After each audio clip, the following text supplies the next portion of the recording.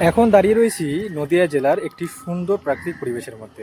তো চলুন দেখাই এবং আপনারা কমেন্ট করে জানাবেন যে কেমন লাগছে জায়গাটা। সুন্দর সবুজে ঘেরা নির্মল প্রাকৃতিক পরিবেশ।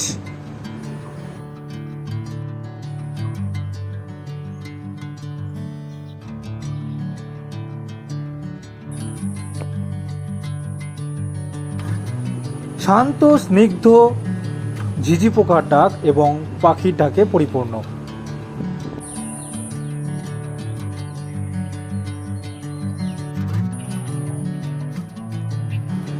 সবুজে ঘেরা এই জায়গাটি ছাড়াও রয়েছে একটি অনবদ্য সুন্দর মন্দিরও।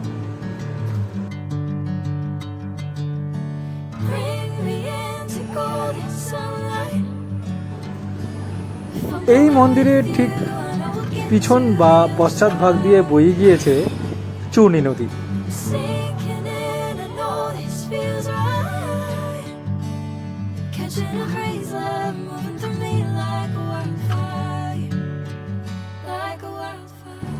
এটি হচ্ছে বাবা লোকনাথ মন্দির এবং তার ঠিক গা ঘেঁষে বয়ে গিয়েছে চূর্ণী নদী।